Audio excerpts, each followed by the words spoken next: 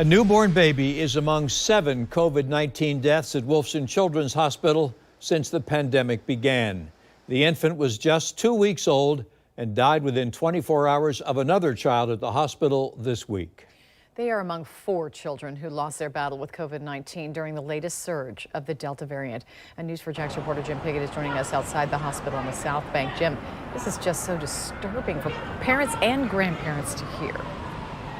It is as disturbing as it is. What we're understanding, though, this could get much worse. You know, we've been watching as more and more kids are being treated here at the hospital, and for the most part, the outcome is pretty good.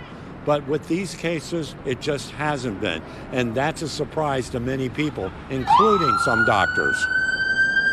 In the past, we learned that kids with COVID generally survive, but now with this Delta strain, more kids are facing a difficult fight with the virus. And with 2 recent deaths, including a 2-week-old baby, it's troubling even for doctors. What's your gut reaction to all of that?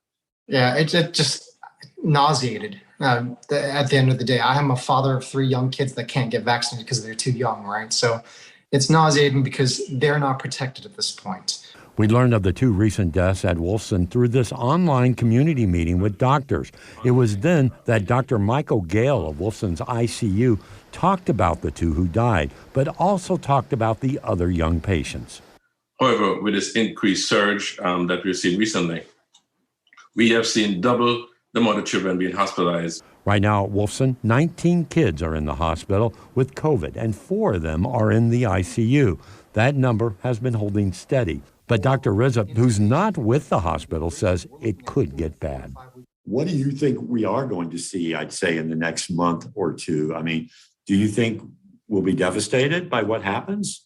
Yeah, Jim, I really hope not. I really hope not for my children's sake and for the children of other parents.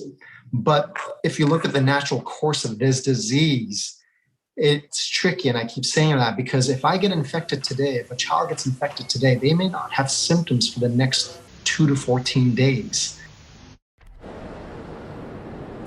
You know, the really concern is the long-term complications for those that survive. In adults, about 30% of those hospitalized really see problems, and they say that's the same for kids. Down the line, they're going to have problems with breathing, respiratory problems.